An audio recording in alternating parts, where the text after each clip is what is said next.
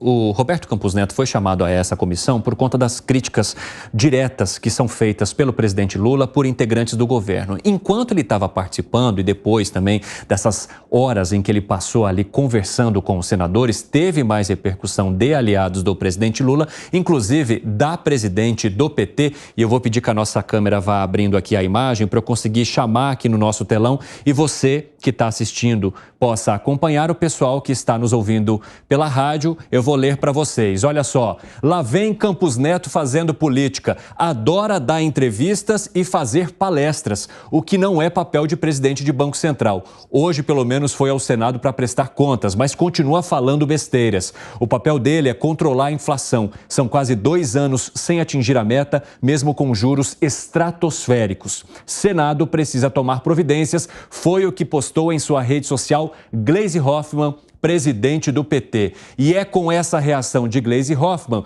que eu vou voltando aqui para o nosso debate, vou jogar para o pessoal que já está aqui conosco, para você que nos acompanha também entender. Alan Gani, como é que você vê essa manifestação de Gleisi Hoffmann sobre a participação de Roberto Campos Neto lá na comissão do Senado? Horrível essa fala da Gleisi Hoffmann. O Campos Neto, ele vai com a maior boa vontade, ele já falou isso em entrevistas, ele vai ao Congresso Nacional explicar para a sociedade brasileira um tema que é árduo, que é difícil, que é técnico, por que a taxa de juros está elevada, né? É a função dele, inclusive, dar entrevistas, explicar isso para a sociedade, né? Dar palestras aí, participar de eventos, evidentemente não remunerado. Da mesma forma que o presidente da República, aí sim ela deveria ter uma cobrança, deveria fazer o papel dele na responsabilidade fiscal e parar de atacar a autonomia do Banco Central. Porque justamente onde há autonomia do Banco Central, há um controle da inflação. E esse controle da inflação beneficia principalmente os mais pobres. Então, péssima essa fala aí da Gleisi Hoffmann. Gleisi dizendo que Campos Neto está fazendo palestrinha em Fábio Piperno. Como é que você enxerga essa manifestação da presidente do PT, aliada de Luiz Inácio Lula da Silva? Ela jogou para a torcida, ela tem dado declarações ruins no tocante à economia. Ela é, inclusive, dentro do próprio partido, alguém que dispara o fogo amigo contra o ministro da Fazenda. Então, eu também, da mesma forma que eu, assim, não avalio lá como tão, assim, como se fossem as melhores coisas do mundo, as declarações do presidente do Banco Central. Eu estou escolhendo bem as palavras, porque, às vezes, isso as pessoas entendem mal, porque, afinal de contas, parece que é uma figura sacrossanta, né? O presidente do Banco Central do Brasil. Competente. O país das maiores taxas de juros do mundo, né? É só o Brasil. O Brasil é o topo desse ranking, mas, ok, o resto do mundo deve estar errado. Mas, enfim, de qualquer forma, ele foi lá, ele falou com os parlamentares. É também a obrigação dele, até porque, quando se fica longe do centro da meta, por lei, ele é obrigado a ir lá dar satisfação e explicar porque aconteceu isso, e ele não consegue ficar perto do centro da meta, isso também é fato, né? Nenhum país consegue. 2020, mas essa... Está todo mundo longe do centro e o Brasil está fazendo um bom trabalho. O Brasil, em 2021, por exemplo, tinha um centro da meta de 3,5%, a inflação foi de 10%, ou seja, o triplo, né? O triplo. Mas ok, pelo menos ele foi lá, deu as explicações dele, e eu já falei aqui muitas vezes, conheço um batalhão de economistas, de pessoas do mercado que pensam diferente dele, né? Enfim, de qualquer forma, ele é um legítimo representante aí do consenso do Itaim, então ele defende um ponto de vista. Segré, o que você quer falar? Eu cocei a cabeça porque, primeiro, a fala do Piperno mostra a objetividade dele, e falo isso com absoluta propriedade, quando não dá para justificar uma fala errada, nesse caso da Gleisi Hoffmann, como muito bem falou. Eu ficaria com a última frase: o Senado deve tomar providências. Cuidado com isso, porque aí está sugerindo que o Senado tem a potestade, e tem, de tirar o presidente do Banco Central.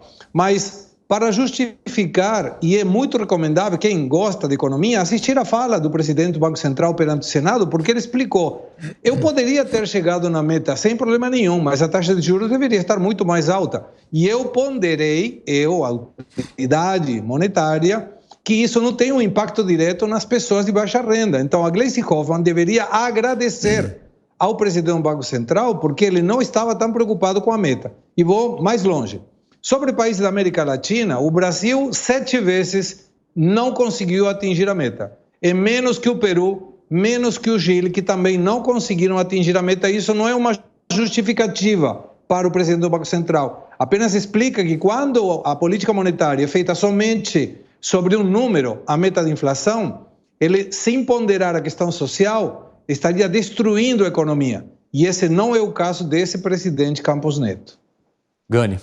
Não, Piperno, tudo bem, ele não cumpriu a meta, né? Aliás, todos os países não cumpriram a meta, dadas as circunstâncias de pandemia e de guerra. Agora, é significativo você trazer de 10 para 6. Quando a Gleisi Hoffmann diz, bom, ele deveria cuidar do controle da inflação, eu pergunto a ela, mais do que ele tem feito e com uma paciência extraordinária, sofrendo ataques o tempo inteiro do governo, tendo que explicar por que a taxa de juros está elevada para controlar a inflação. E tem um outro erro. Todo mundo acredita que a culpa é do Campos Neto apenas, como se ele fosse ali um autocrata do Banco Central. Não, são 8 diretores mais ele, presidente, que decidem a taxa de juros. Você tem 9 votos ali do Comitê de Política Monetária, mas escolheram, é claro, o Campos Neto com essa figura. Por quê? Porque o Brasil não vai entregar crescimento econômico abaixo de 1%, o Lula não está acostumado com esse cenário, não vai poder fazer as suas bravatas na economia e já escolheu um grande culpado chamado Banco Central. Quer arrematar algo, Fábio Piperno? Querido, todo mundo me conhece aqui, sabe que eu não sou, por definição, um grande defensor, por exemplo, das políticas do ex-ministro Paulo Guedes.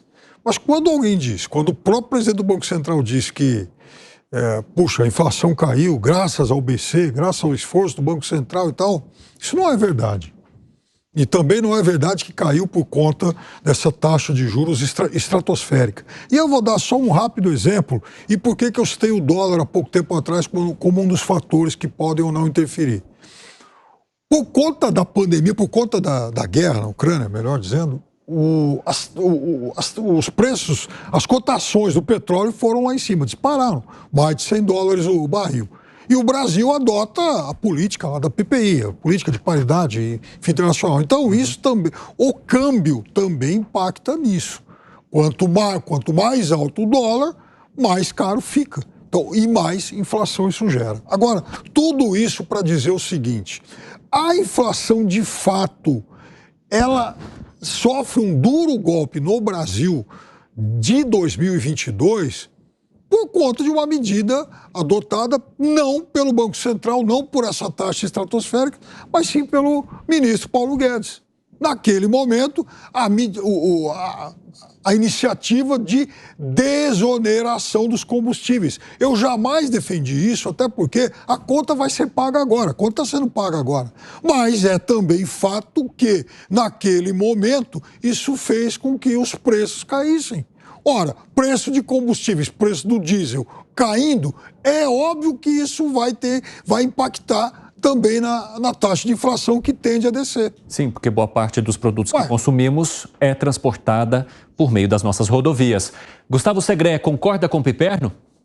Concordo, só faltou Piperno lembrar que os senadores do PT votaram contra essa medida de diminuir o impacto dos tributos e que, de alguma maneira, quando você tem um problema com inflação lá no futuro, não é apenas uma ferramenta que vai permitir você chegar, é a união de todas. E o controle do gasto público é a prioridade pública.